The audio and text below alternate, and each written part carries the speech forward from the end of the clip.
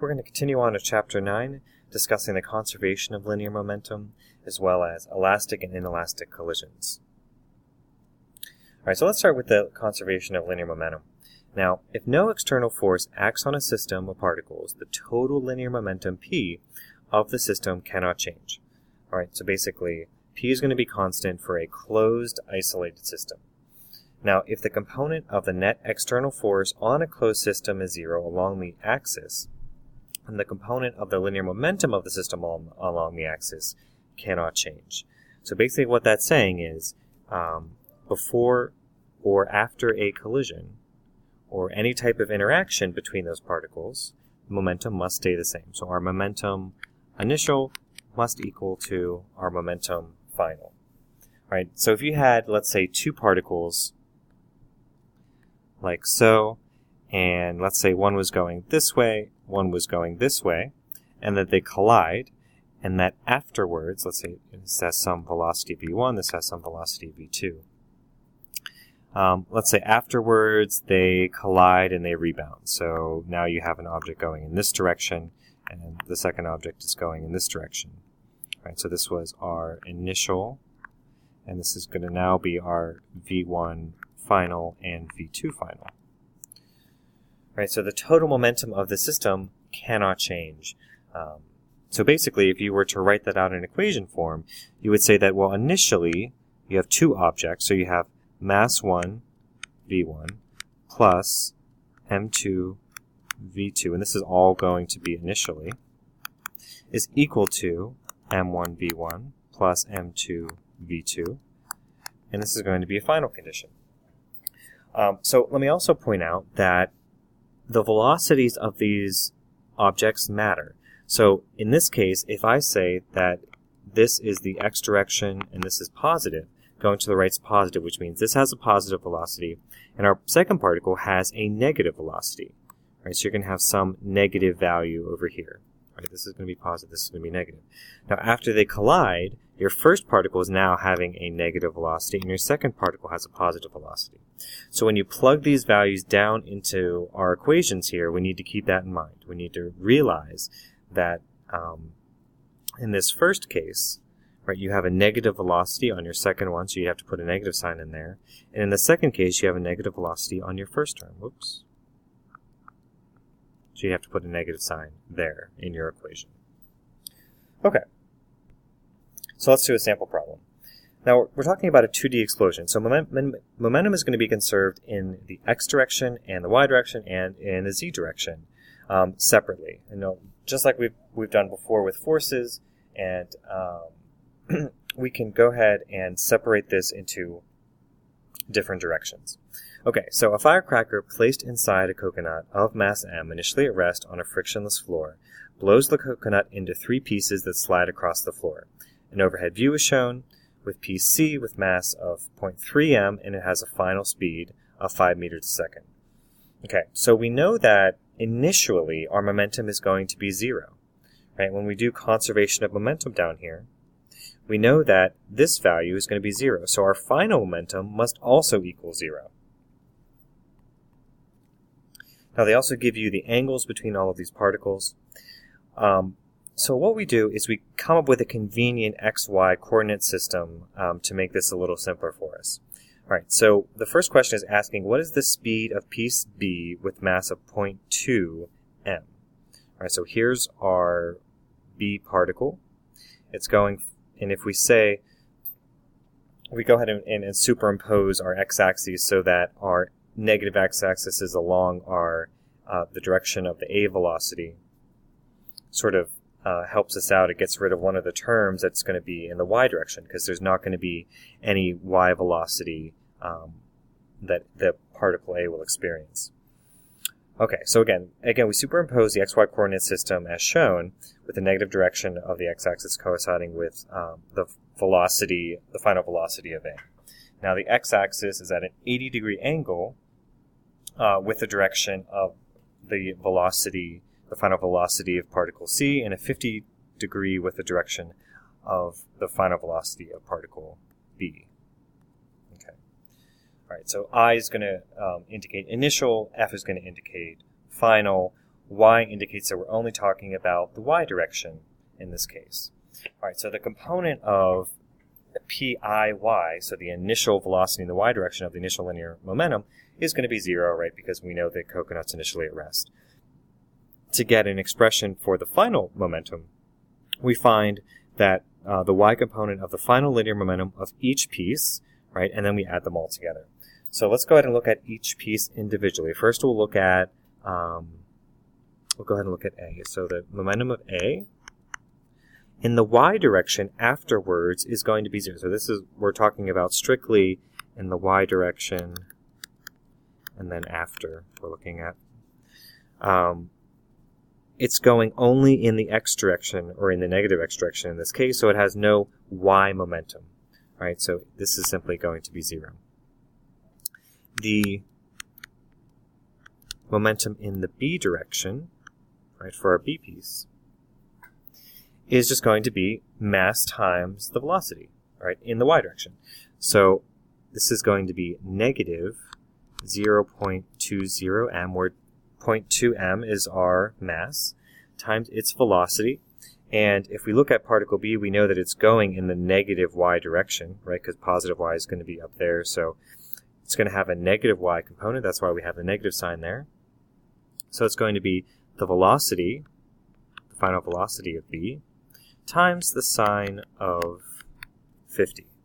Right, so if this is our angle here, that's 50 degrees. This is going to be our triangle, right? And we're trying to find this component right here. We're trying to find the y component, right? So that's why we use sine. All right, so that's going to be sine 50. The momentum of our C particle in the y direction, now we know it's going up towards a positive direction, so we're not going to have a negative sign. So this is going to be 0.30 m, which is the mass of particle C, times the velocity, final velocity of particle C, and this is going to be sine 80. Again, here's our triangle right here. Right, there's our 80-degree angle. So we need to find this component here, which again is going to be sine.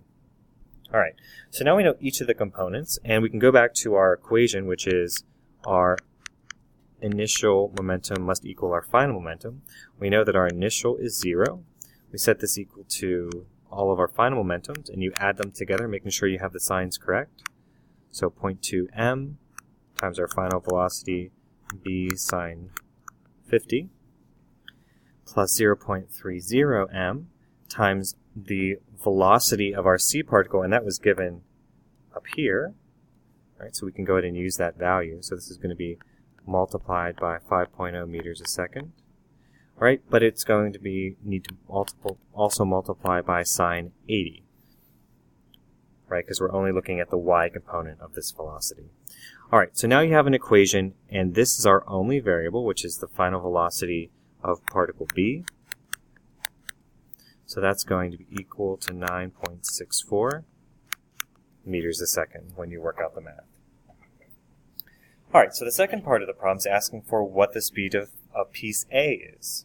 All right, so we're going to do the same thing. We're going to first look at the final velocity of each particle, and we'll write an equation.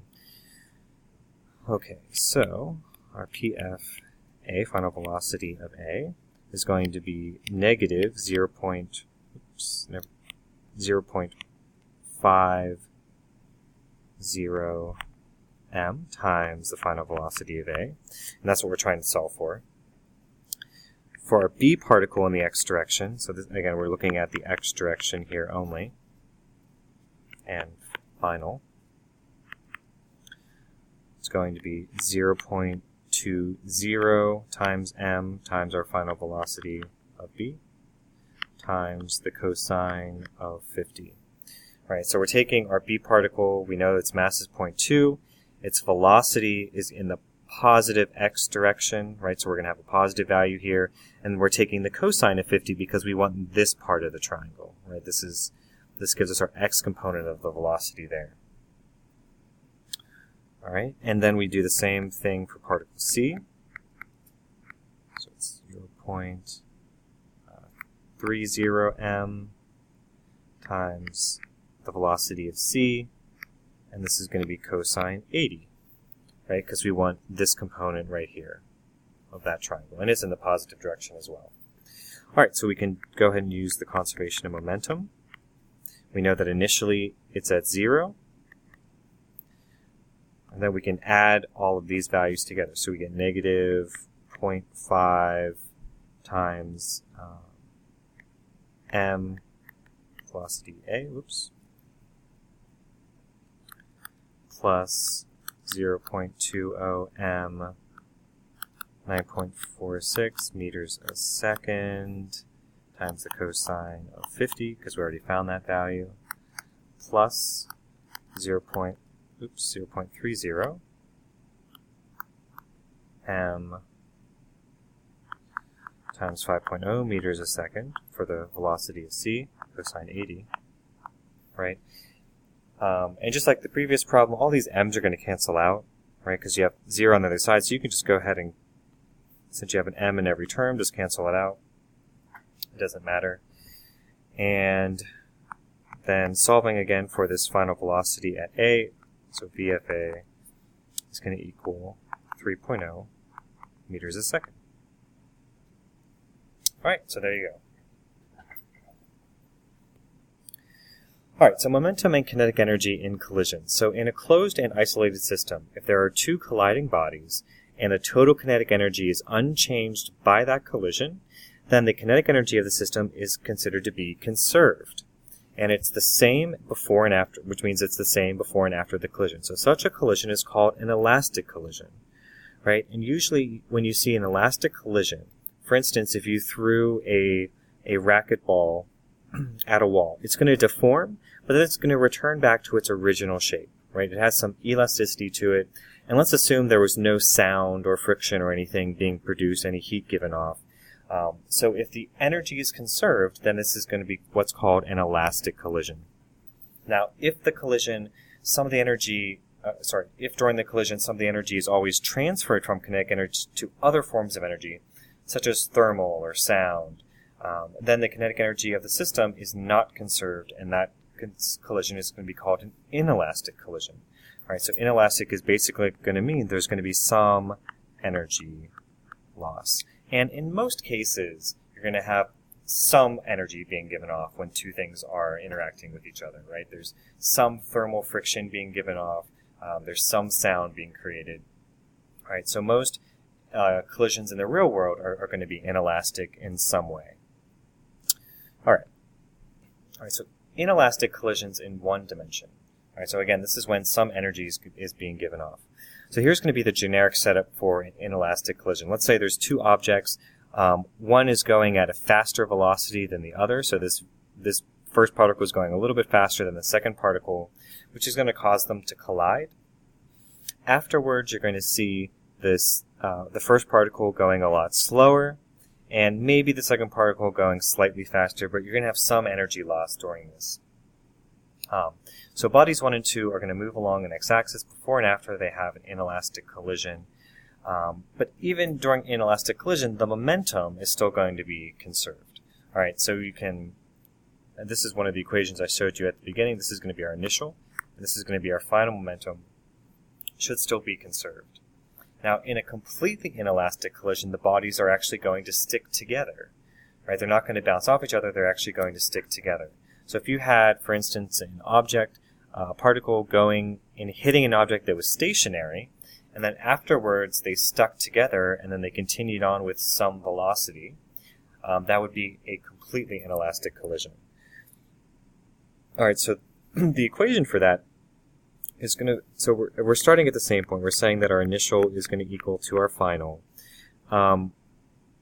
But before, we know that one object is moving, the other object is not moving, so that's just going to have a zero momentum. And then after the collision, they're stuck together. So we add our masses together, and they end up with some total velocity, right? Rearranging that slightly, you can just solve for what this velocity is after the collision. So you get m1 over m1 plus m2 times whatever the initial velocity of the one particle was, right? So that was just algebraically manipulating this equation. Okay. All right, so thinking about the center of mass of a inelastic 1D collision. So we can look at where the center of mass is between two objects and see how that is going to change after a collision. Alright, so the center of mass of two bodies is between them and moves at a constant velocity. Alright, so here you have an incoming projectile, and over here you have a stationary target. Now, somewhere in the middle is going to be their center of mass, right? And you can find that with the center of mass equation.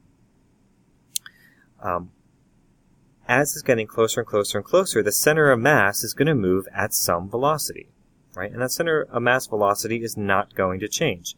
Then you have a collision, and then afterward, right, the velocities of both of the objects might be different, or they might stick together, but the center of mass of those objects is going to continue at the same velocity. So here it says, center of mass moves at the same velocity even after the bodies are sticking together. Alright, so this is going to be true for a completely inelastic collision, for an elastic collision, or even during a just a regular elastic collision, whether it's completely inelastic or not. Okay. So let's do another example problem. Conservation of momentum. So the ballistic pendulum was used to measure the speeds of bullets before electronic timing devices were developed. The version shown consists of a large block of wood of mass m is equal to 5.4 kilograms, hanging from two long cords. A bullet of mass 9.5 grams is fired into the block, coming quickly to rest. Now the block plus the bullet then swing upward, their center of mass rising a vertical distance of h is equal to 6.3 centimeters before the pendulum comes momentarily to rest at the end of its arc. So what is the speed of the bullet just prior to the collision? So there's a couple things we need to think about. First, during the collision, the gravitational force on the block and the force on the block from the cords are still balanced. Right? Thus, during the collision, the net external impulse on the block, the bullet block system is zero. So we're just assuming that this collision happens really quickly. We're not really worried about what's happening during that collision. Therefore, the system is isolated and its total linear momentum needs to be conserved. Now, the collision is one-dimensional in the sense that the direction of the bullet and block after the collision is in the bullet's original direction of motion. Okay? So we're going to take the result we found earlier. This is just saying that this is the velocity of both objects together. And we did a conservation of momentum, so we started here, right? And then we sort of solved out. We said that afterwards the blocks are going to stick together. That's why you have the masses added there. So as the bullet and block now swing up together, the mechanical energy of the bullet block Earth system is going to be conserved. So we're looking at, so here we used our conservation of momentum.